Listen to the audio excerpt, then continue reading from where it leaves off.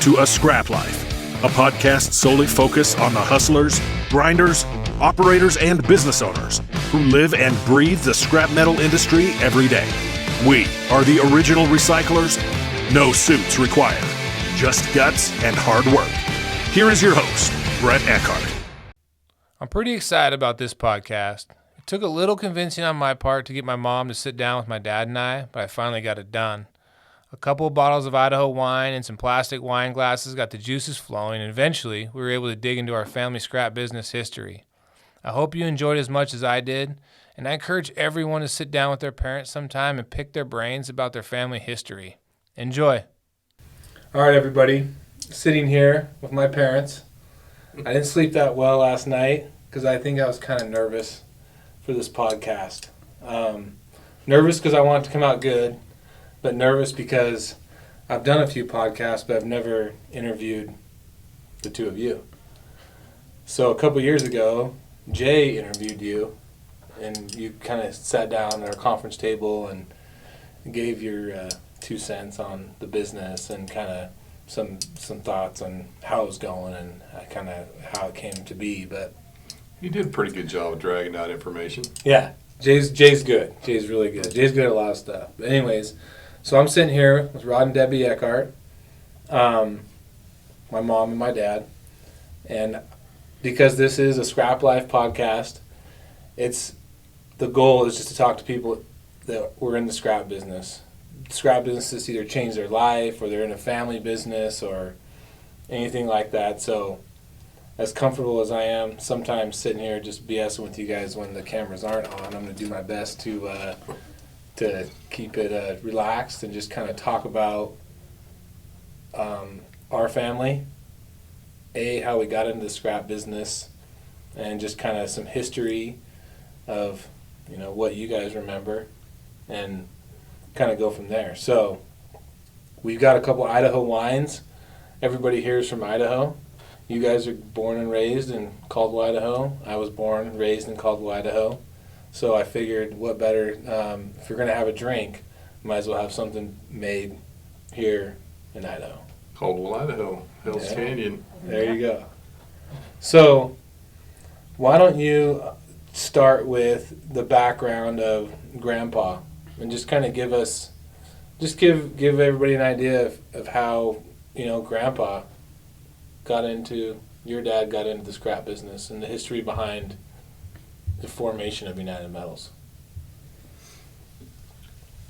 Well, I guess how far do you want to go back?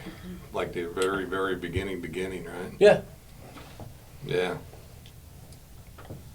So lacking of dates, 70-something, then he formed a partnership with his brother and brother-in-law, Ira Ekart and Don Robinson. They called it Bid Salvage. Bid Salvage is Bert, Ira, and Don. And I guess prior to that, his work experience came from working for United Iron, a guy by the name of Judge Birnbaum. And he was the manager of the Nampa location when he formed his partnership with his relatives. And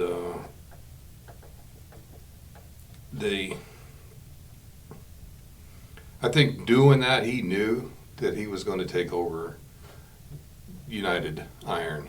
He knew at that point he was going to try to buy Judge Birnbaum out of the scrap business. And it took about 6 months. Before Judge Birnbaum didn't want any part of the scrap business anymore, or it was a partnership, or he just was ready to do something different? He was ready to do something different, and I think that the partners got together and they made the judge a pretty decent offer. And what that was, I have no idea, because I was probably Well, it was in high 72, school. right? So Maybe even junior high. Yeah. Yeah. Okay. So Grandpa gets together with his brother and another Brother-in-law. guy, brother-in-law. They partner up and they buy out Judge Birnbaum, so it becomes United Iron. Or is that when it becomes United Metals? Yeah, At become that United. Metal and scrap. Yeah. Company Inc. in 1970. Yeah. 1972. Two. United Metal and Scrap Right. Company Inc. Correct. Okay. Yep. So at that point, 1972, they get going, and if I recall, just from you and I's conversation, that yard was in Nampa, Idaho, or was it? That's where Dad was the manager. Was in Nampa, Idaho. When they opened up a yard in Caldwell, it was where our burn yard is right now. Okay. Okay. So 72, at what point do he close the yard in Nampa? Yeah. Yeah, probably 74, 75. So it wasn't that long after they kind of consolidated all into one yard. Yep. Okay. So you started working there in high school, Junior high. junior high, as soon as you could, as soon as Yeah. they. I mean, we worked in in our driveway cleaning ACSR wire, pulling the steel out of wire, sorting the steel out of copper clad wire in our driveway at home. That's how we earned our summer money. So when you cleaned ACSR, just for all you scrap guys know exactly what ACSR is, would you cut it in like short lengths so you can untwist it and Yep. then pull the steel out? Yep. All right. Yeah, Before you had all these 3 fancy chop machines that cut it and Yeah. split it, and mags pulled the steel off. Yeah. Yeah. Okay. Yeah. 10 cents a pound. So, not to interrupt you too far, but Mom was your neighbor, right? Growing At up. that point, Growing did you up, see him actually, before cleaning? that. Did you see him cleaning ACSR No, in they the always, driveway? yeah, they always had stuff, bringing it home. Yes, right. Yeah. So, So for anybody that wants to know out there, I mean, you guys grew up across the street from each other, so you Yeah. got to see the scrap business early. yes. At least portions of it in the driveway. Right. I was in the third grade when his family moved up, and he was in the fourth grade. So, yeah. Yeah. Yep. Okay. And it was a good neighborhood. I mean, it was still Yeah. a good neighborhood. Everybody, yeah. But just the Ekarts were across the street, like scrapping. Yeah. Yeah, yeah. Yeah. And at what point was Kenny Bull involved? Because I think Kenny Bull is kind of a big part of this deal as anybody. But at what point did Kenny Bull come along, and was he helping you clean scrap in the driveway, or did he just come and start working in the yard because he was a couple years older than you in school, or do you remember what year he came in? I wish I had a better answer for that. I have to think about that. Kenny came in when we were in high school and working. He was, a grade ahead of me in high school, and I think that he was able to go to work after school about a year before I was. Okay. So that's when he could officially go to work full time at the yard, and Right, it was right after he graduated. okay. So probably 1974. And then he spent maybe a year working for Scott's Ice, which is just just kind across of the kitty track. corner. Yeah. Yeah. Okay. And so, Mom, at what point did you come into the business? Well, I think when I was 16, I worked one summer in the scale house, helping your grandma buy scrap, when your grandpa was there on a Saturday or whatever I could. I think that was one summer, maybe a year or two before I graduated from Before high you school. graduated. Right. So I remember going in there, and so, I mean, But as a pretty young kid, and Grandma running the scale, right. and Grandpa having his office in the back of the main Caldwell yard, right where Buxton's office is now, and that was my office for a while, but that was a lot of people's offices even before that. But when you guys were growing the business, so you had your brother-in-law, sister at one point, right? Yep, Both sisters or one sister? just one, One sister. Sharon. So when we talk about family business, family scrap business, I mean, I think a lot of people can relate to family scrap business or any family business that has like a ton of family. Your mom, your dad. a ton of family let's not involved. kind of forget about the Lloyds, Lee and Phyllis Lloyd. Okay. They were Dad's partners because they hired him up to come take care of the books. He was our He was an bookkeeper accountant. for an accountant, and I believe he came up out of California to go to So work. he came to work for Grandpa. Yes, Okay. Him and his wife. yep, They're both It's- on the accounting side? right, Okay. and 2 sons. Okay. So the family business was basically 2 families. 2 families working like, so a family business dynamics is like, it's awesome, but it also comes with like a lot of challenges and there's a lot of shit that can go sideways, I always say. I mean, Well, a lot of personalities because it's involved, personalities and it's, So everybody's I mean, views are not always the same, even And though even you're though- the same family. I have 2 sons, and I look at them, and they come from same mom, same dad, and they're like, I swear sometimes they're like they're stone cold opposites. So when you get that many family members, they just have different strengths, different weaknesses, different character traits. So when I guess my next question is, so as people in the family started leaving the business and whatnot, who was kind of the mainstays in the family business, say in like the early 90s, as you guys kind of transitioned into, as the Lloyds left, it became mostly Ekarts and, you know, people that you eventually started hiring. Who do you, when you look back and see family members that weren't actually, or see people that weren't family members, who was like big influences in the business in those years, you know, in the 80s and 90s, other than family members? What year did we buy the muffler shop? I think it was like 87, I believe. So in 1987, that's when. Maybe 90, Yeah, somewhere, I Maybe. don't know. But anyway, right in there. that Late 80s, early 90s. that's when Robert left the business. Your brother Robert. Right, he went to run and buy the muffler shop. Him and Okay. his wife. Aunt Lori. Right. So, and do you think Grandpa did that? You know, you and I have had this conversation, but I mean, did Grandpa do that because he could see that it wasn't going to work with you and Robert working together? You know, there's probably some good insight with that thought, you know, I would say. But I would also say that it was an opportunity, you know, that Dad had created a really good friend in the bank that was repossessing it from the Wilmores, the muffler shop. And it was just a great opportunity. And it's proved to be. Right. So it's for- kind of a way to invest back in right. property and Right. business and in the family in a Right. roundabout way, I assume. And Robert, you know, was always a very excellent mechanic. I Right. mean, he It always, just- that was always his thing. And It so was it a was good just fit for great him. fit. Yeah. So when you came in 16, Mom, obviously you didn't work there from 16 on. Because No. I know you and Just I, one summer. Yep, just Yeah. one summer.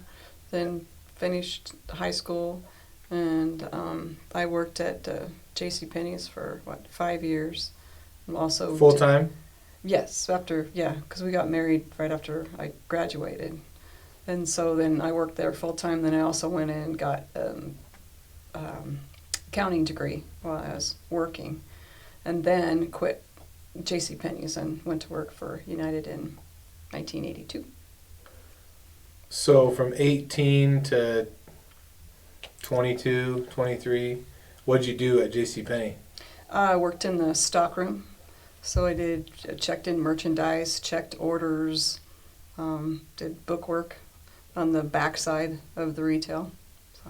So did anything from like customer service or anything like stuff that you from JCPenney like transfer over, or was it just like a means to an end until you came to work at the scrap? Well, I think scratch. it was good, the fact that you actually had an opportunity to work outside of your family business to see how other things run, you know, Yeah. and get along with your coworkers, you know, which you don't. I mean, always have that opportunity. Sometimes it's family and sometimes it's, not. And this was not family at JCPenney's, but it was a great group of people, and yeah, I liked doing that. It was definitely, it was fun. It was a good time. So when you came to work full time at United Metal and Scrap Company Inc. at that time. Right. You for Grandpa. worked for Grandpa, and Grandma still ran the scale. Right. And so then at that point, you basically he was training you were training him to do the books on the back end, right? Right. And at that time, what I'd learned, through the college, computers weren't really that prevalent right then, so it was something that Grandpa really thought that we needed to get into the office, and Grandma, she didn't want any part of that. So Grandpa, knew that it would take somebody young, with a little bit of knowledge to bring that in to help the business, go a little bit smoother. So at that point, how many employees was there total? Like when you came in full time, Grandma and Grandpa were still there. I'm going to say maybe 10. Oh, yeah, 10 to 15, I would say. 10, that counts, everybody from truck drivers to Total. yard. Yeah. So one of the things I'm the most proud of and that I always bring up, and when I post stuff on social media, and I just made a post the other day, and I took a picture of one of the pictures that was one of the older pictures, 1978, that was taken of our yard. And I said, when this picture was taken, our family, the only thing we owned was this scrapyard. We only had one yard, and it was in Caldwell. As far as how many multiple yards, and that was in 78, other than say the muffler shop. We were renting the property. Yeah, and we didn't even own the property at that time. Right. So when I tell people what I love about America, what I love about people with work ethic, and what I love about, if you are willing to put the time in and put the money back in your business and believe in what you're doing, then you can go from X to Z. But it takes a lot of time, it takes a lot of heart, a lot of patience, a lot of trial, tribulations. And so that's one of the biggest reasons why I want to sit down to this interview, is because when we talk about the 78 pictures taken, and you can still see the silos, and you can still see the Purina whatever plant in the background, and you can see on the side where our main scale is in Caldwell now, there's pipe and stuff over there. It took a lot of time to accumulate and do and build. So the history of it is just as important to me as what goes on every day. Because if you understand the history of it, then it gives you patience to go forward. And so I say I appreciate you sitting down and going through the history with me.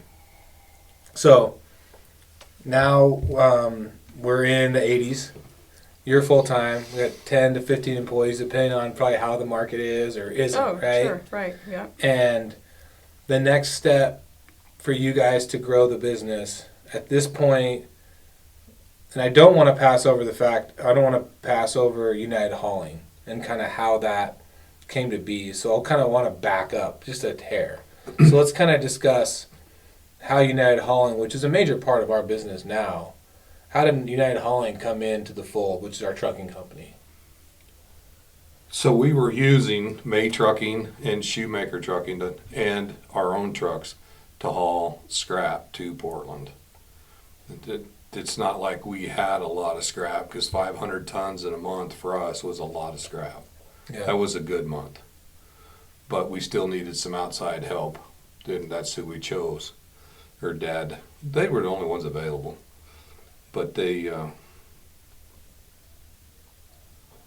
also had truck drivers, and they always sent the same people in. And my dad just started pilfering ideas off of them. And then he generally just hired them, 2 guys from May Trucking to come work for him, and he bought them trucks.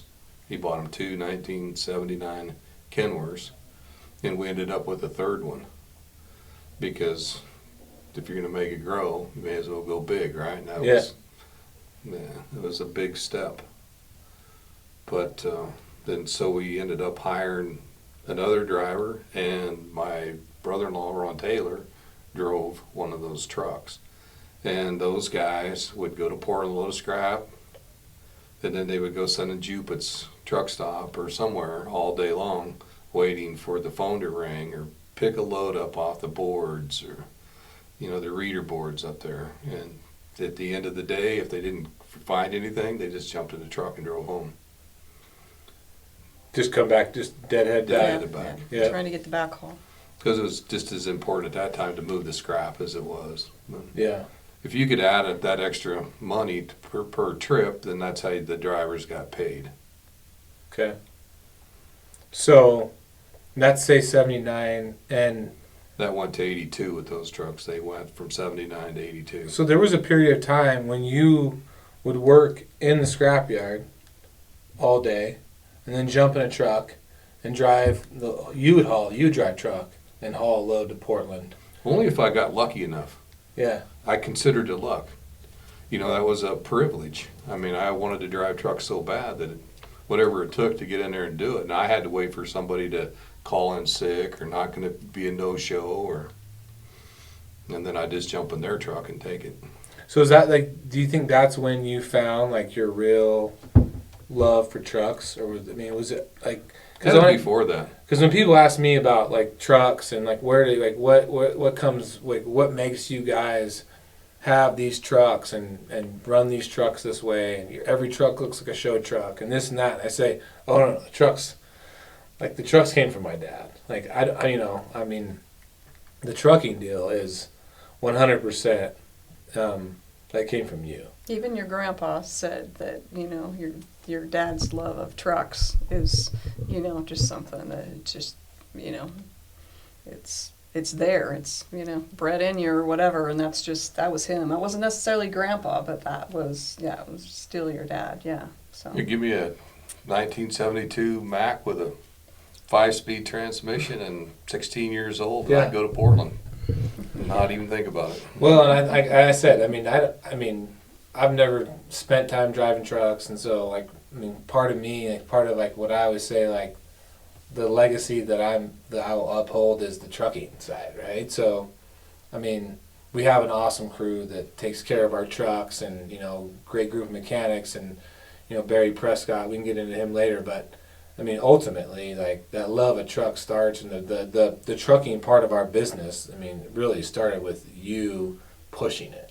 And I make sure that doesn't get lost on people, is that wasn't some newfangled idea. That's been around. It's been part of our business since the very beginning, Well, it is our business. Exactly. And I think, and that's something I do want to touch on, but I just wanted people to know the roots of it. Where does it come from? Why do you guys feel the need to have, these trucks? And I'm part of it's, our customer base. Part of it's just how strongly we feel that the transportation is, how strong of a piece of our business it is. And then my dad, his love for trucks, and that's it is what it is, We were born and raised in a scrapyard. Every day you go get dirty. Nasty, dirty, right? Yeah. And so one day you can run home, grab a shower, put on a clean pair of pants, and get in the truck and be gone for 12, 14 hours. It was a treat. Yeah. You stay clean for that long. Yeah, especially old school scrap yards, not Cenovogens and stationary shears, and they're old school scrap where you're cable cranes, big magnets. Everything is greasy. Everything is dirty. Transmission fluid and oil from cars and all that. Everything. Mm-hmm. So now we'll move back to the 80s. So I just want to make sure we covered the beginning of the United Highway. Yeah. So going into the 80s, your mom comes on board full time, and then we buy the muffler shop, and Uncle Robert goes to run the muffler shop. He eventually ends up buying the muffler shop, and that becomes his thing. And so now the only family in the business is the two of you and Grandma and Grandpa, I assume, because everybody else has, went and done something different. Uncle Ron went to work doing something different, and everybody else has pretty much exited the business at that point. Yeah, Uncle Ron he chose to leave the business, but I think he was kind of also pushed out. I think a lot of it pushed out by, my dad and probably a lot of myself. Pretty tough to get along with at the time. Well, it was like we said, like when it's family, it's business, and everybody's trying to put food on their table, but there's not a lot of money to put a lot of food on the table. You start trying to figure out, that's when that just adds a whole another bank of issues stuff. So I really want to kind of get to the point where you guys are making the decision that you're starting to sell the scrap, you're starting to run a lot of the day-to-day operations, and obviously, Grandpa had a way of doing things. He had a 5th, 6th grade education, and it got him pretty far. 8th grade, a lot of hustle, a lot of heart, a lot of just grit, But then the two of you come along, and you guys have a way that you want to see the business grow, and you guys, start doing some things. So at what point does the growth start happening? Does things start to snowball, and you guys, where does that go from there? Starting in, say, when you guys went to Mountain Home and, you started with the Shorty salvage deal. Yeah, I think that's probably 95. 1995. Yeah, when your dad and I just went and bought that yard, right? Yeah, we talked about it with Dad, and we knew that that's kind of what we wanted to do. So we went together, and I had befriended Shorty, Wilbur Britton, and became really good friends with him from going down and working for him. And he had a little yard in Mountain Home, Idaho. Right. And that's what we're referring to. Yeah. Okay. And so when we bought that, then we needed somebody to go run it. So then that's when we went and got Willie and moved him out of Boardman, Oregon. Which is your cousin. Which is my cousin. Yeah. Back to injecting some more family back in the business to Right. grow, right? Right. Yep. And then Ken Bull at that time he drove to Mountain Home every day, and he cleaned that yard up and made it what it is, today. Yeah. I remember that. I remember Kenny going back and forth to Mountain Home. Yeah, from Caldwell. Yeah. Yeah. Every day. I drive. Yeah. That's an hour each way. Yeah.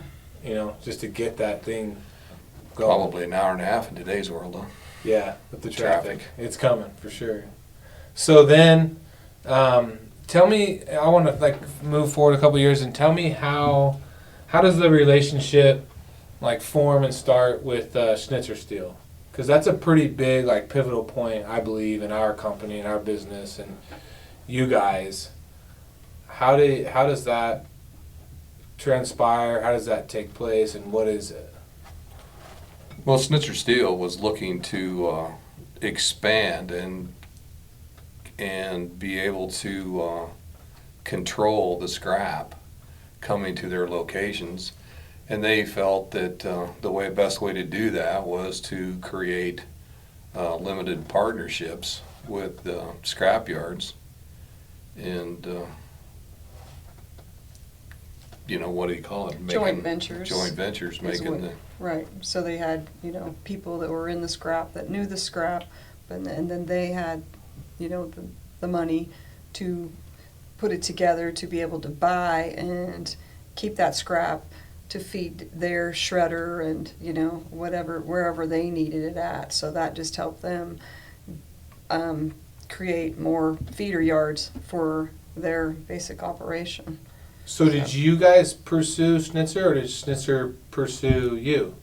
Or was it a mutual admiration? No, they pursued us. Right. They came down and met us, and had some great conversation. And I think they had some conversation with my dad, and realized that he was ready to retire, and he was kind of out. And then they started talking to me, and we just kind of worked out a deal to where we could purchase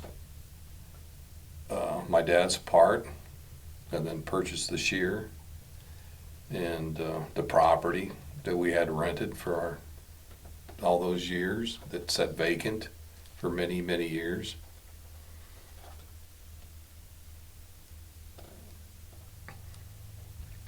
Again, I think at that point they just it was a good deal. I mean, we loved the relationship. I mean, they taught us so much. So who was the main players? Like, who was the main people that you were dealing with at that time from Schnitzer? You know, the very original guy was Terry Glukoft, and Terry had Jim Goodrich working with him, and they had Elaine Goodrich, Jim's wife at that time, and she was an excellent bookkeeper, and she could work with your mom and say, this is how they want to look at it, and this is what we want to do, and so they just guided us down a path. So from the bookkeeping side, Mom, I mean, did they provide? I mean, did they help you on the accounting side? Did they? I mean, what did they provide, and that helped you? Like, what did? I mean, Well, I think just structure. Well, yeah, support. Yeah, is at the beginning. Yeah, a lot of support. And Elaine was was great. She, she had all that background. That's where she worked, is for Schnitzer's in the accounting, and so she knew how to set up everything. Once we took it over from Grandpa, we kind of tweaked it a little bit, made it easier. And like I said, the computer to start off with Grandpa was not, that easy, but I just kind of learned it, kept going and just trying to figure it out. And so Lane helped me with that. And then she had obviously accountants that worked, in the Schnitzer side of things, and tech people. And so if we ever had any problems or questions, I mean, the beginning, they were great to get along with, because they wanted us basically to set it up so that they could come in and see everything that we were doing, and it was their way of doing it. And it worked. It was, It's easy to say that Terry Glukoff and Jim Goodrich, they're the ones that put us on the map. I mean, we would have never, I don't think we'd ever been anywhere close to where we're at today if they had not done that. Right. Yeah, they stepped up. I mean, they helped us, in a lot of areas, equipment areas, accounting areas, and really being able to buy on the commercial side of things, because they set us up with a roll-off system, which we didn't really have, because at the time we didn't have the money to incorporate it in. We had the trucks that were moving the scrap, obviously, to the West Coast, but nothing to pick up large commercial, businesses. We did have some, but they had a roll-off system, and they got us set up in that, and that definitely helped jumpstart that commercial side of things. So not only, and I think when you talk about a partnership, like at that point, like that was a real partnership. Like they were invested in your business. Oh, obviously, they right. helped you grow your business, but also, like, I think sometimes small businesses just need that back end accounting help, that book work, that just, hey, this is how we do it. This is how you can stay organized. This is some ways you can kind of work the tax code in your advantage. This is how. There's a lot of things that bigger companies can provide to a small mom and pop shop that that are super helpful. So, but when you talk about the roll-off system, because I remember those cab over white GMCs, we ran those trucks for a while. First thing we did is brought them in, painted them, because they were Schnitzer black, and that's right. all they wanted was to change them. Yeah, and because those trucks, believe it or not, we ran them for a while. So in '97, when we partnered with B&K in 2000 and I don't remember, 2013, somewhere in that 12, 13. Right. Mm-hmm. Their first truck was one of those white GMC cab Right. over roll-offs. Right. So it made it and it was used from Schnitzer. Right. So that truck has made its rounds, Oh, know. And so when we talk about roll-off systems, I always think about that. I'm like, Yeah. that deal. Everybody gets their start somehow. And let's kind of just back up just a tiny bit, because you think about '97 was a very big year for us with expenditures. '98, '99, you couldn't beg a cell. We couldn't sell steel. So Scrap. then let's talk about this. So in '97, you guys form a joint venture partnership with Schnitzer, Right, and it's now called United Metals LLC. right. United Metals LLC is 50% owned by Rod and Debbie Ekart, 50% owned by Schnitzer Steel, and when the deal got made to partner, they injected a certain amount of cash, and part of that deal was they enabled you guys to buy, help you buy a Sierra shear.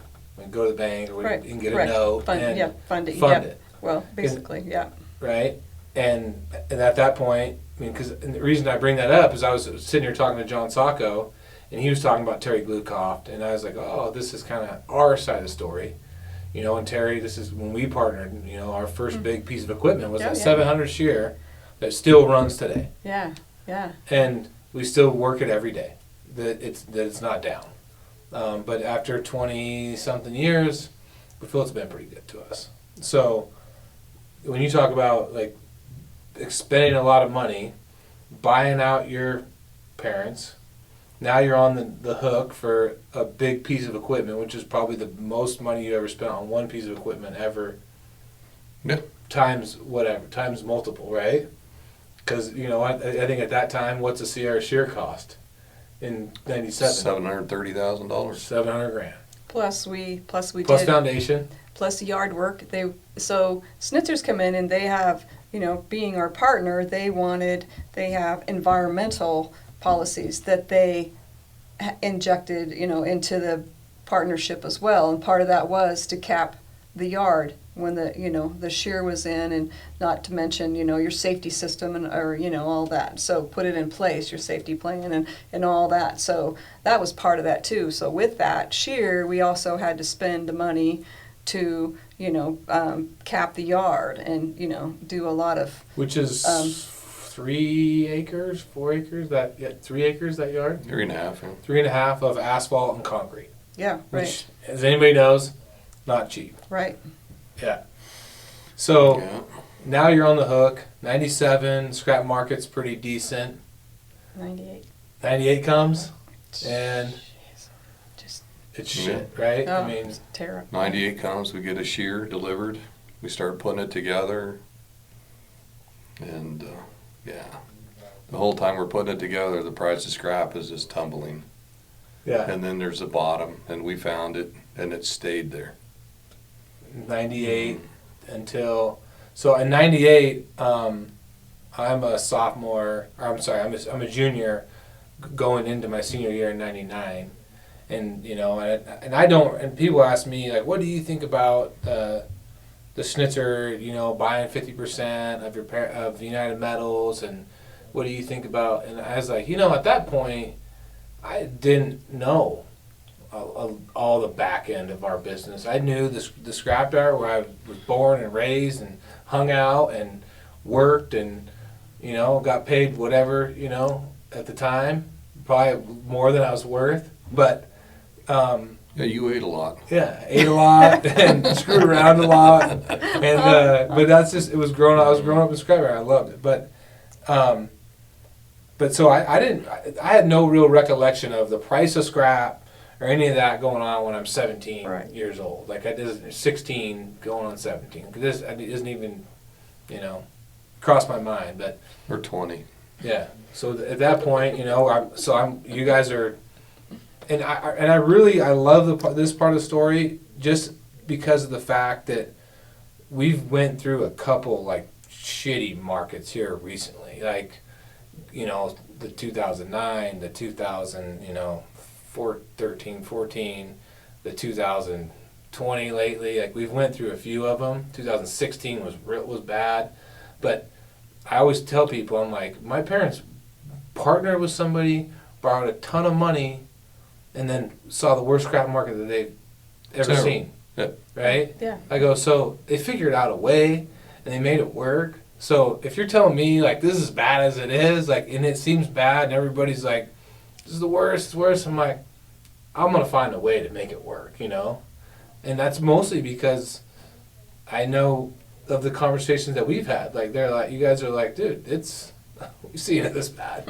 And then we had a lot more on the hook at that point. So 98 hits, scrap market's terrible. And 99 I graduate high school, leave, go to college. What's the mood in like 99, 2000? Like, what do you guys, I mean, what kept you guys like motivated to keep pushing? I mean, We were committed. Yeah, That's- a lot. Everything. Plus, that's you're the in answer I'm looking college, for. and you're in college, and your sister's about ready to graduate from high school, going to go to college, and so, yeah, and we want to see that happen. So, yeah, commitment, yeah, all in. So, And that's what I was Yeah. hoping you'd say it because, all in. and I didn't So, want to like make you say it. But No. like, when people say like, why do you do it? Like when you're committed, like when you fucking, I'm here, like all my cards, I pushed all my chips, they're in the middle of the table. Like when you're committed, there is no plan B.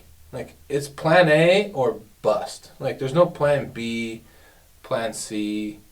And I really, I mean, that's one thing I live and die by as well is plan A is like, I'm committed. And if whatever your hobby, business, whatever you're in, like if you want to be successful, and nobody guarantees success, but your ass better be well, it's not a committed. 9-to-5 job, okay? So you are in it 7 days a week, 24 hours a day. You don't get to take a break. I mean, you think you get to take a break, but you're really not, because at times we're always talking business, right? So it's not just like, okay, well, yeah, let's go on vacation, or yeah, what did you do today? Well, I know what we did today. Yeah. So it's not like, yeah, well, we Yeah, there don't was have a lot no of vacations conversation. for 12 years. No, we didn't have. There was yeah, no time off. Yeah, if people go, oh, well, did you go to Disneyland or what? No, our kids. Yeah, I think you guys got to go to Lagoon one summer and whatever, and I think that was just a fluke. We went That to- was before we had taken. Yeah, Yeah, that was. I remember- Wait, you guys were in like maybe grade school. That just happened. That was to be a our fluke. family. Like, that was our That only was it. family vacation. Yep, other than that, hunting and We going went camping, camping a lot because outdoors. we could get away on the It was weekend. 2 hours from the house. Yep, we could get Yeah. on the weekend, take a camp trailer, and go up and look Well, I'm at. happy. I guess I'm just happy you both said it. Like when I asked you the question, you looked at me like I was fucking crazy. Like, I'm like, what do you mean? Like I'm like, well, I'm just saying, like, why would you do it? Like, well, that was the plan. And not to Just to mention, keep going. if you're into something and you really like it, you're gonna make it work. I mean, you're gonna do everything you can to make it work because you see the results around you. I mean, it's just like we always talked about, united family. Well, we see all those people that worked for us. They're working hard to make sure that we get to pay the bills. And so, if you don't put forth that effort, then they're not going to put forth the effort as well. And so we had a pretty good group of, employees, to just help us get over that hump. So And people, That helps a your lot. people feed off of you, and they Oh, feed off your definitely. personality. Yeah. If you're walking around like the world's coming to an end every day, then they're like, well, geez, should we be concerned that the world's coming to an end because Well, these yeah. guys seem to feel like it, So no, that makes sense. So in '99, so when does it start getting like a little bit better? When does the market turn to where you're feeling like it's not just absolutely tough? Like how long was that stretch from? Well, I would say that, I'm going to say it was like 2001. Or, yeah, I was going to say. I mean, at we least, started selling yeah. material comfortably into the steel mill. We weren't making any money, but we had a out, and it was going. And but during that particular time too, we were really building on the non-ferrous side. It's when we bought that XL baler, Right. and we maybe not shared that information with the partners at that time, but I knew it was the right thing to do. So we found some outside funding, bought the baler, and this worked the non-ferrous really hard because you can make more money with that than you can the steel. And At there that was particular time. more markets available with that, particular product and steel. So we worked Margins were better. So basically, even when there was no money to be putting back into the business, you still found ways to find money to put back. It was more into the money. It business. was more advantageous for us to put money back in the business than it was into our pockets. We didn't really need to take much money home. Yeah. We had to eat, make a house payment. So, right. So I mean, I think that's So- and that's I think if there's like a lesson for, well, regardless of the industry or the business or whatever that you're in, I think that it's.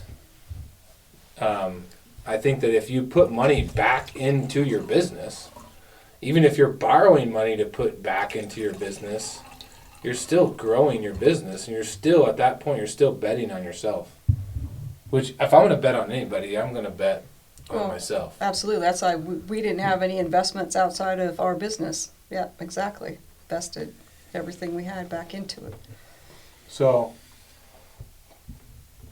2001, the market starts to change a little bit, like in your favor. Like you actually can sell material. When into did the Greg steel Brown mill. go to work for us?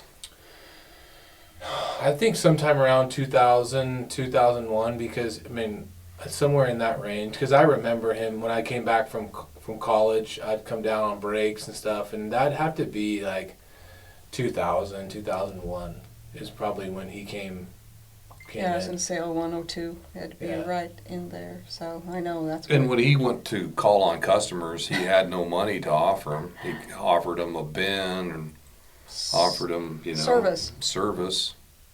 I've had that conversation a ton of times in our sales meetings. I'm like, and so like, luckily, a lot of the people that are on the sales side of our company or that deal with customers, they've had the opportunity to deal with Greg Brown, because I always say, like, if you think your job is hard and you have to go lower somebody's price by $20, I said, go walk into a business and offer them $0 and just say, I'll just pick up your scrap and I'll give you a bin. I go, so whenever you think you have it bad, at least you're still bringing them some money, a little bit of a check. Oh, it's yeah. true. I mean, And he generated a lot of customers. I mean, he did.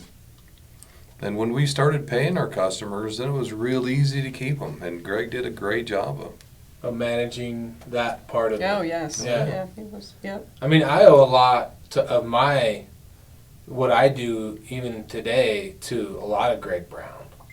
Like just his hustle. I mean, hustle yeah, and just his, like, he was really he was very like detail oriented, definitely. which is super crucial when you're handling commercial accounts, because everybody's got a bin and they've got X amount, and most owners know roughly what they've got in that bin, what they've put in that bin, What the material what is. the material is. So if Definitely. you're not on it, then Greg Brown is a big part of United Metals history, in my opinion, Success. Yeah. and success, which, when I look back on it, I mean, I consider it a success.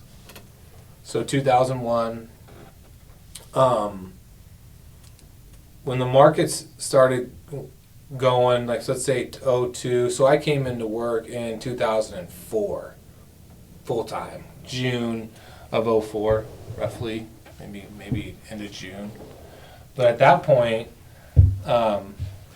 you guys had built the United Hauling building, because I remember doing my senior project on it in college, Right. and running through the numbers and the financing and the build out and all that stuff, and just kind of, that was my big project for my business degree. So you guys built that building in 2004, but why did you build that building?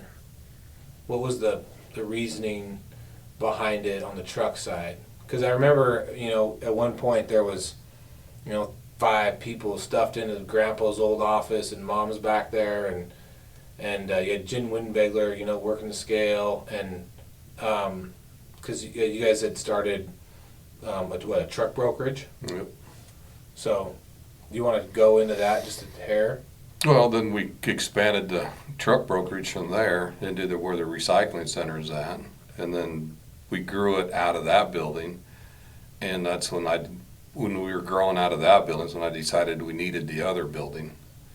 And Simplot offered the property up for sale to us that had the big grain silos on it. And so it was just a deal I didn't feel like I could pass. And so once I bought it, then 6-8 months later, we was able to tear the silos down and start a building. And So wasn't part of the reasoning for them selling it or having a hard time selling it is because it had two big, huge concrete grain silos on it, and it was kind of cost prohibitive for some people? I think at that particular time, they were just worried about their liabilities, and they were trying to limit them, and they knew that they would never use that one again. So I think at that You guys were particular next door? time, they did one Right. in Ontario as well. to have the silos down so that they didn't have any accidents and liability that But you way, guys so- were doing some work for Simplot at that point, A lot of work. so you guys had that relationship with them. Yeah. So you guys they knew, hey, you guys already have a scrapyard next door. You guys might be at least somewhere to start with having that conversation about who could buy it and knock it down and deal with it, right? So when you guys built that facility, it was to kind of move and build out the truck brokerage, right? And obviously have a truck shop, a legit 2-bay truck shop that you could work on the trucks at that point.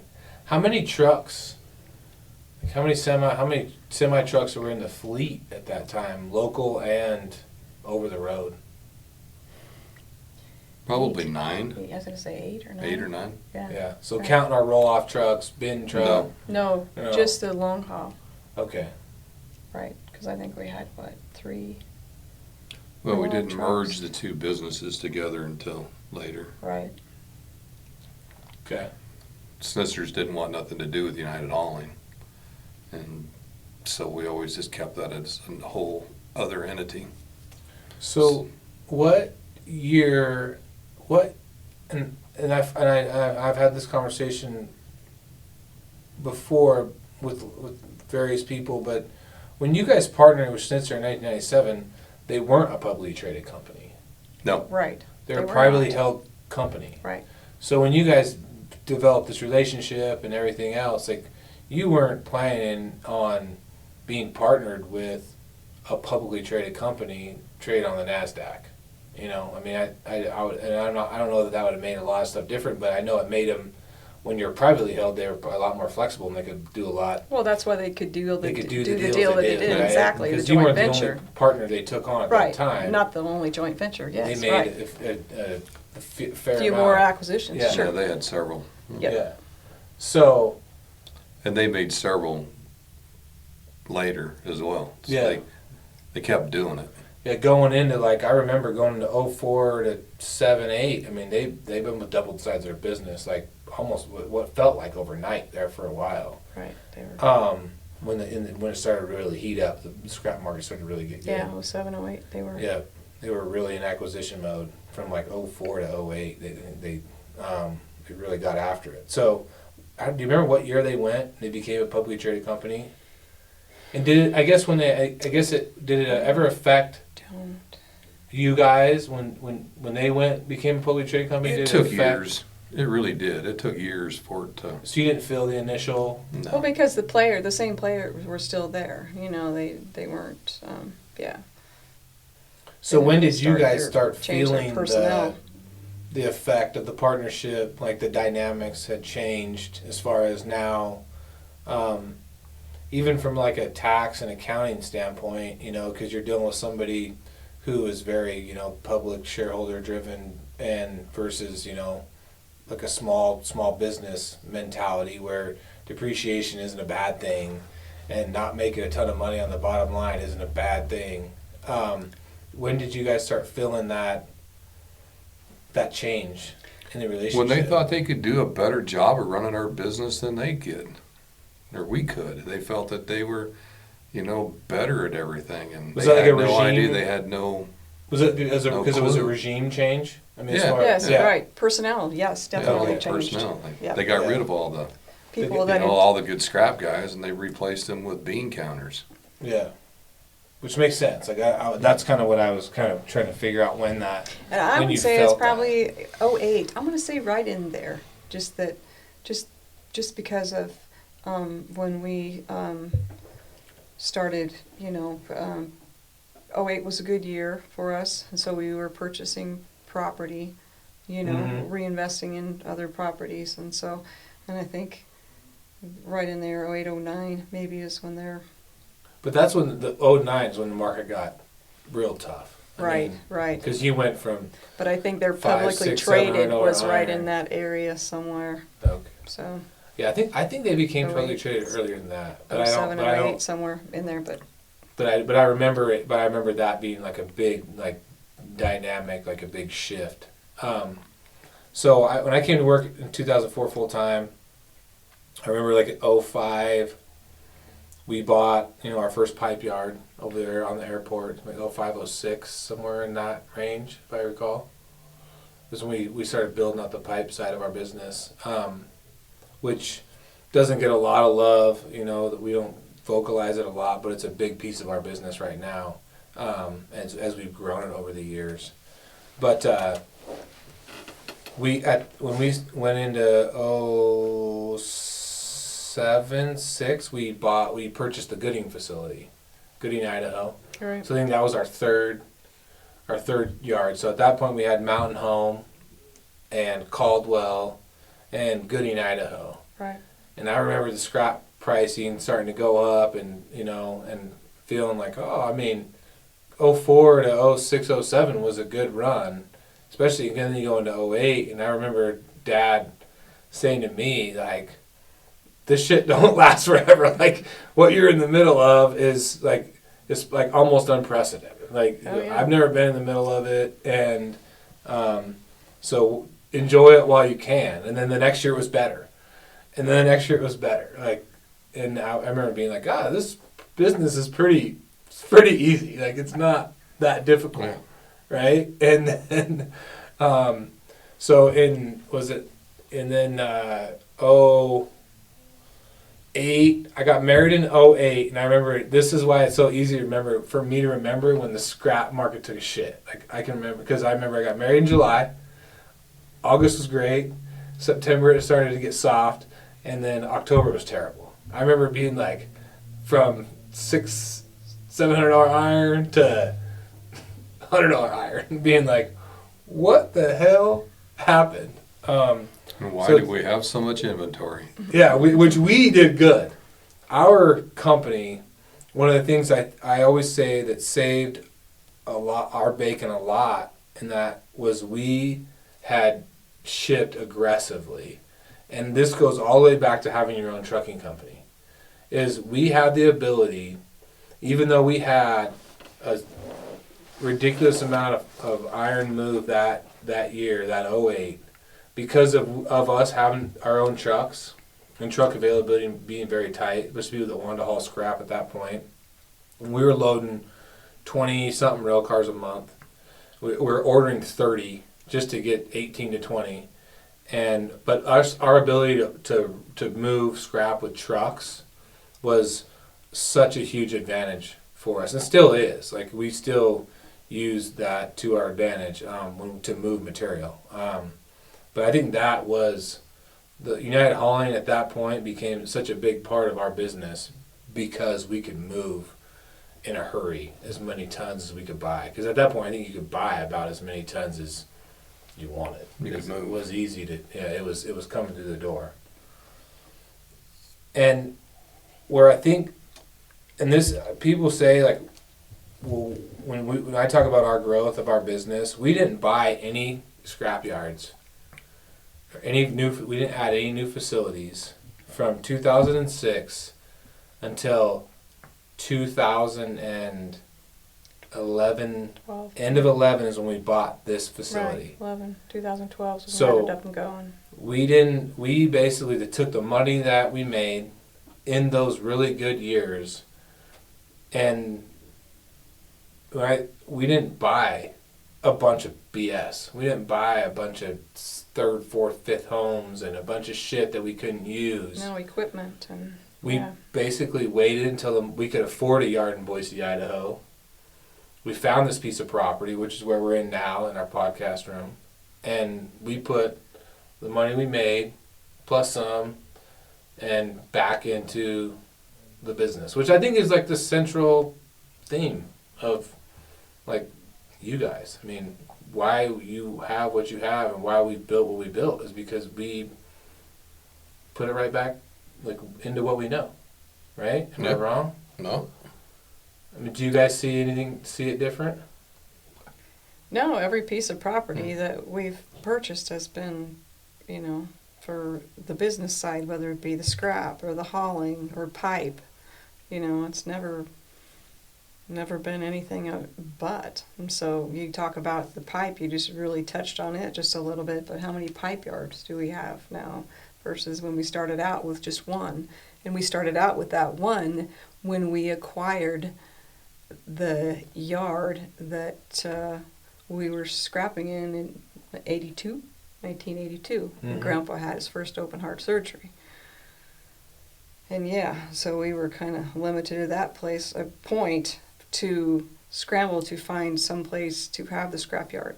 And Guy Loftus, who owned the pipe yard right across from where we were at, and basically got told to move, offered up his piece of property, which he had the pipe company on.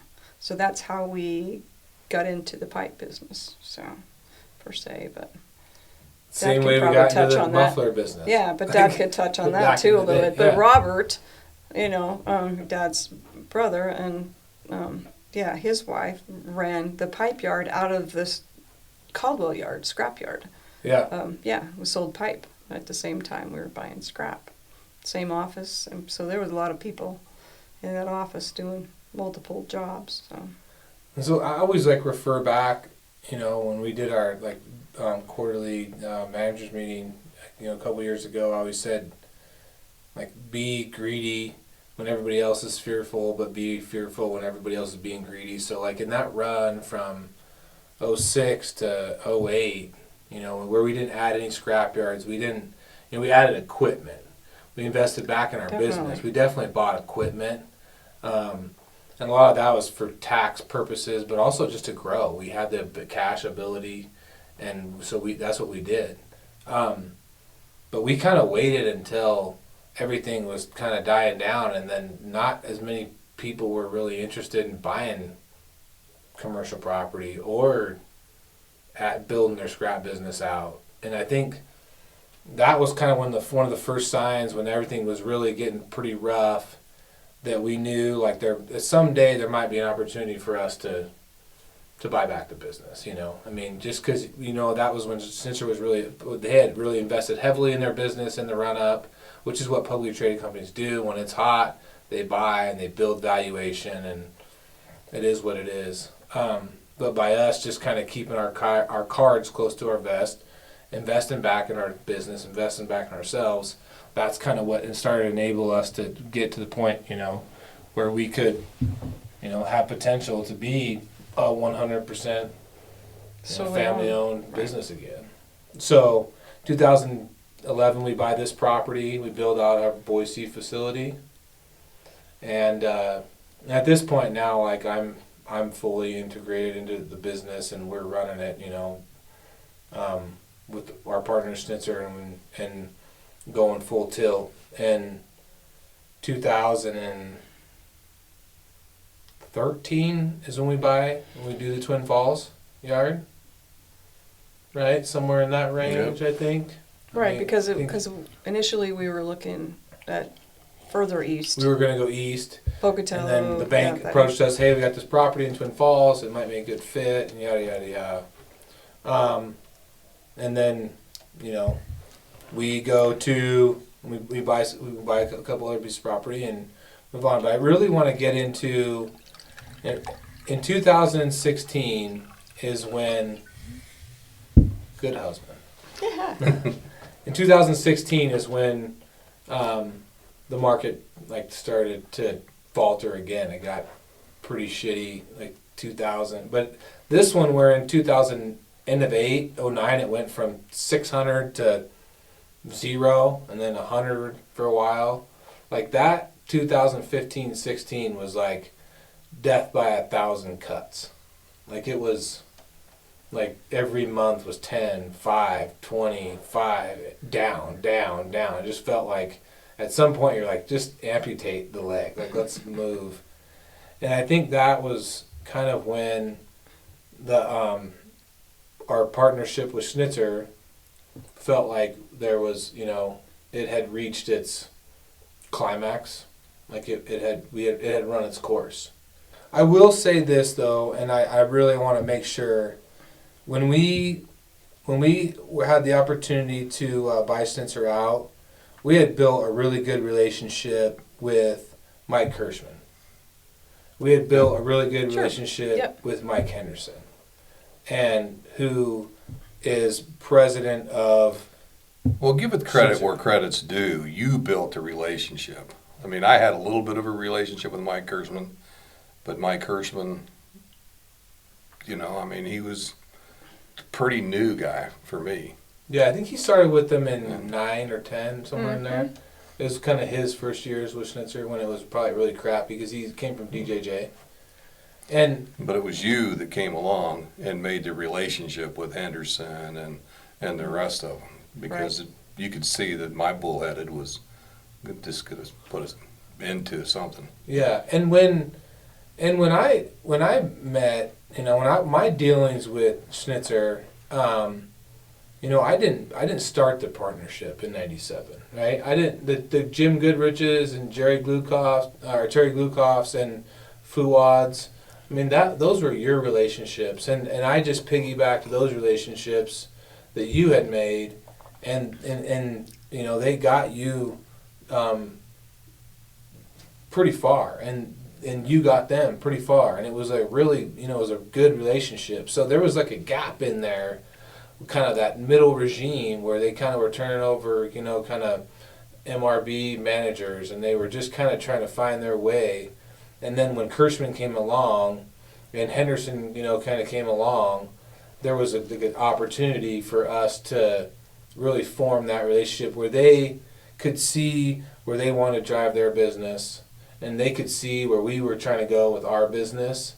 And this is the way I see it, is it felt like there was an opportunity for us to both see where there was a V in the road, and they want to go a certain way and we want to go a certain way, and they gave us the opportunity to go our way, and we gave them the opportunity to go their way, and we parted amicably.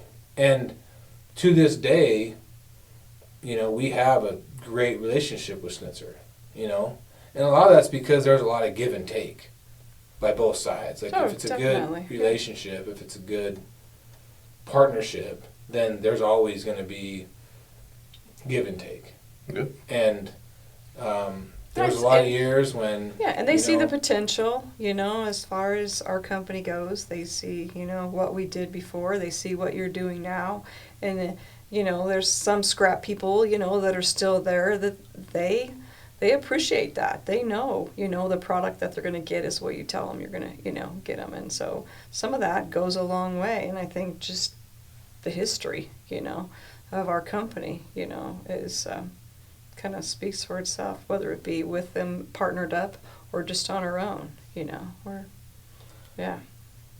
Well, I think that whether it's Schnitzer or anybody else, I think that people recognize... I always say, like that old saying, like game recognizes game. Like when you're good at what you do, if you're smart, you recognize other people that are good at what they do. Like you're just say, hey, like, and whether it's the same industry or not, you're just like, hey, that guy's a great bass fisherman. Like he's just really good at what he does. Right. No, I agree. But then when it's within your own industry, because you know what it takes to build something and do something, you're like, hey, that guy. Give him props. Like that shit doesn't happen overnight. And you can just walk in. Anybody can walk in with $10 million and buy a few yards and buy some equipment, but it takes years and a lot of grind and a lot of like investment back in your business to to build a real business where you have a solid customer base and you have solid vendors and solid consumers and solid, People, employees and teammates, exactly, and working for you. Right. that's a tough thing to just cultivate in a year. Yeah. I don't care how much money you have. Like, it's years of being invested. So 2016-ish, like you guys, I would say 2016 was kind of like the last year when you guys kind of were retired-ish, right?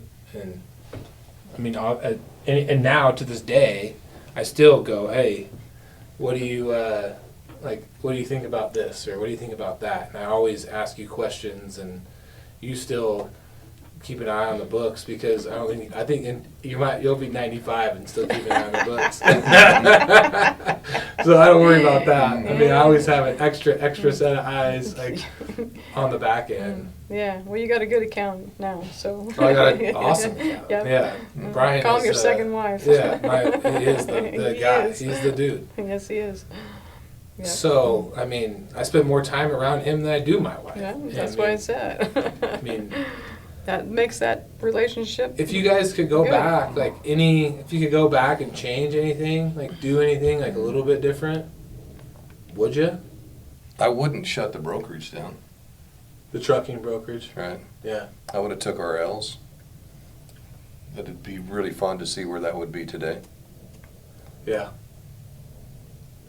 That's one of my things I look back on, and I'd say, and I think part of me that was just as young, like inexperienced, and just saying like because when you go from I started in 04 to 08, and every year you win, and all you do is win, and then the losses start coming, and losses start piling up, and you're just not used to taking losses.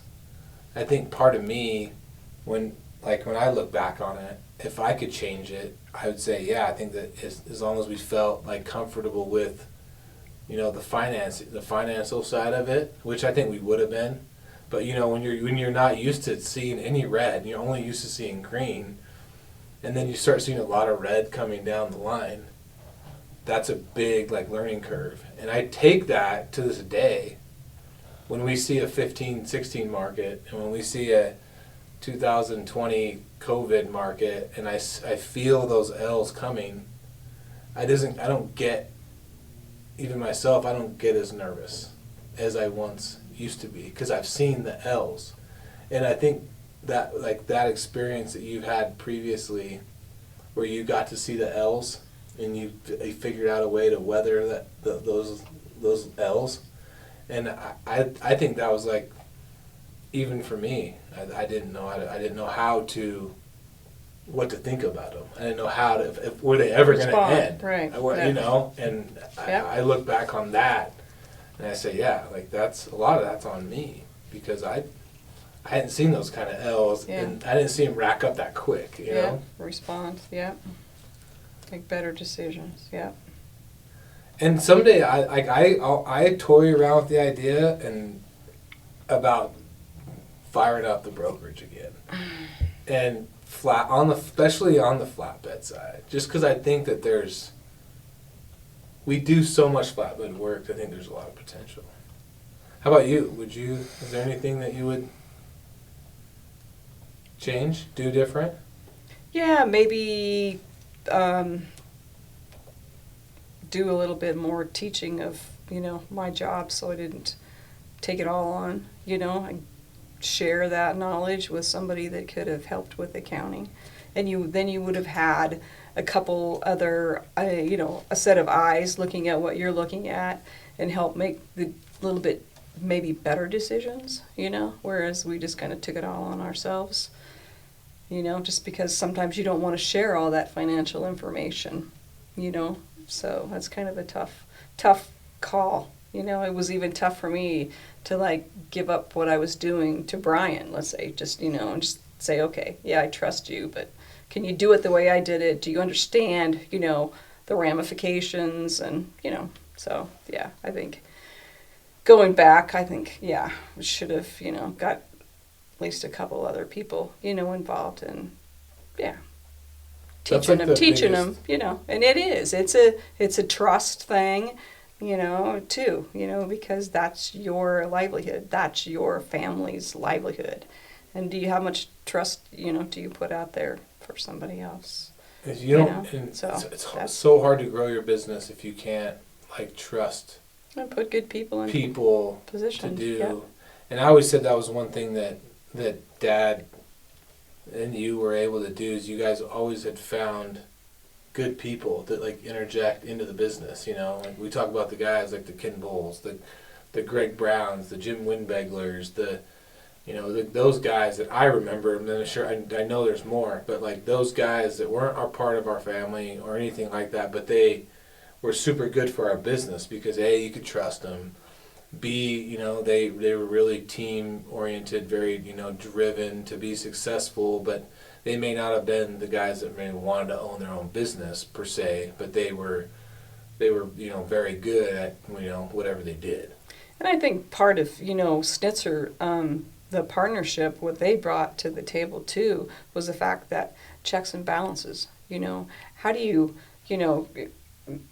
have people accountable, for certain things going on. And that was a lot of like Lane Goodrich. I mean, she would say, okay, here's how you can check this out. Make sure that, what you say you got is actually what you got, or what these people are saying that they brought in is actually what they brought in. And, cameras became a thing, and, just going over the books and making, like I said, just having another set of eyes. And I think hold people accountable, so that they know, yeah, you trust them, but you're also, going to make sure, that their work is reputable. So, yeah, I think that was just a good thing on Schnitzer's part, for starting out, too. It just helped us to grow, because you grow too fast and money can get away from you really quick, Scrap can get away, money can get away. And so if you don't have checks and balances, and I think that was just a good part, of Schnitzer learning curve for us. So I have two more questions, and I'll give each of you guys a chance to answer. But so the scrap industry, the scrap business, like what's the big takeaway for you guys? I mean, like what's the good? I mean, I know we can all look back, and I mean, there's a lot of shit I would do different. When I think back at the stuff I would change and maybe do a little bit differently. But is there something you're the most proud of, or something that when you think about the scrap industry as a whole, that really puts a smile on your face? When you think back on your career, that really something you enjoyed? I mean, is something. I mean, when you think about the scrap business, you guys lived a life of being in the scrap business. What do you think about? Out of high school, I had a high school diploma, and I really wasn't very good in high school. I mean, where else is a guy gonna get an education and get a business like I've got if it wasn't for the scrap business? The scrap business, I mean, I think that anybody could do it. And I mean, maybe not so much today, but in my time, I mean, it's all you had to do is just get out there and hustle, get it done. I mean, there's a lot of guys that got out there and hustled, and they got it done. And I had some really good opportunities. And, Dad did a great job of starting the business. I mean, it was terrible when we bought it because we just had a lot of debt. But a lot of that debt was driven by me. So, do you think that rings true for people out there today? There's a lot of opportunity out there. Not even in the scrap business, but it just if you just have some hustle and you just have some want to do it, there's still those opportunities are out there, right? Oh, still, yeah. It's not. Those didn't go away in 1974. No, there's just no security blanket. Yeah. You got to give up on the idea of making sure you have a security blanket. You got to go all in. Yeah. And you got to stay after it. Yeah. For a long time. Yeah. You're not going to get it done in 10 years. You're not going to get it done in 20 years. You got to stay after it. How about you? Scrap, when you think about the industry and the business and what did you like about it? Like, when you think back about it, what's your... Well, I just think about, as far as being the family business, and I just remember, I think it was Shannon. Shannon was first born. Of course, your grandma was working in the office, and Shannon, your sister, was, 4 or 5 weeks old, and Grandpa said, well, you're okay. You don't have to come back to work right away, and that was before, all these other, acts came about where you have maternity leave and yada, yada, yada. So I took Shannon with me, and I would nurse her, while I was working, and it's like, yeah, one of those things. One of the customers come in, and he was an older gentleman and just a really nice guy. And he goes, oh, honey, don't worry about it. He goes, I've seen it all. And it's like, Shannon's over there crying, and it's like, oh my God, go nurse her. She's hungry. Yeah. It's like, oh, gee. But, you don't have those opportunities in, let's say, a corporate office or anything like. Well, you do nowadays because they have built, where you can go and do that. But back then, no, So I just think that the opportunity to be able to be a family and still have your family close is, it's everything. Yeah. It'd be great just if Grandpa could just see what the business is. He could watch you do what you do every day. Yeah, because I know would you be guys like to, talk business and the stock market and all that, and trading and all that. So, yeah, it would be great. So when I think back, like when I was growing up, and we lived close enough to the yard that I could ride my bike down to the scrapyard. And then I remember like the evolution of being able to ride my bike down the scrapyard, get 2 quarters, go to R&B, or go to and buy a Shasta soda and hang out with my sister and ride our bikes back home. And then just killing time in the summer. And then I remember, going down on Saturdays and watching college football in Grandpa's office because he had the TV that had, first it was cartoons, and then it was college football when I started getting more into sports. And I remember those Saturdays, and I remember that because that's where you guys were on Saturdays, and you guys went to work every Saturday, so that's where we went. And then, so when I think about, the evolution of that, then being able to work on Saturdays and us going to eat breakfast, before work, John Taylor and Kenny Bull and yourself, and, I was able to go in and order finger steaks and a soda and everything at 6:30 a.m. before work. Like, I think about all that stuff, and then I think about my kids. I got 2 boys. Well, that's how I got guys motivated to put their 60th hour in. Yeah. Oh, yeah. On a Saturday, 60th to 70th hour. Yeah. So I think Feed 'em about breakfast. I think about your grandkids, my kids, and I say, do you guys want to see them in the scrap business? Do you have any desire to see them, or do you guys think that far ahead? Because I do. I think that far ahead, but I don't. I want them to do what they want to do. Well, and that's But what kind of do was you our guys philosophy. We didn't know, as far as where you guys would end up, and so that wasn't, we didn't push that on you. You knew the life. You led the life just like we did. So it wasn't something that, we said, well, you have to, once we're gone, once we retire here, it's yours, or you have to make this go. I don't think that was ever.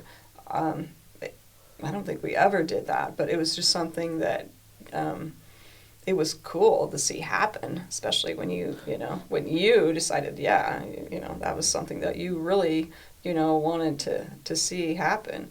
But as far as, your kids, our grandkids, I would think it would be a great opportunity, but I don't think I would something that I would want to say you have to do it, because then it becomes, it doesn't become a passion.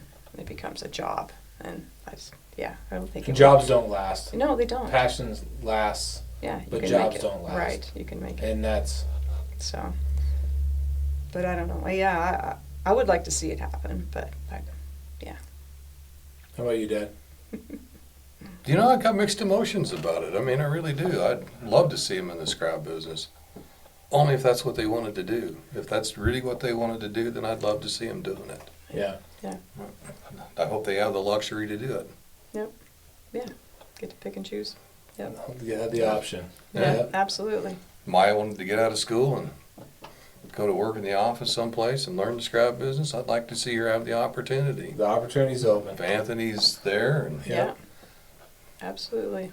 Braxton, Riker, Any of them. Yeah. whatever they want to do. I mean, I'm all about spoiling them, Yeah. but I'm also good about wanting them to be survivors for the rest of their life. Leading them in the right direction. Exactly.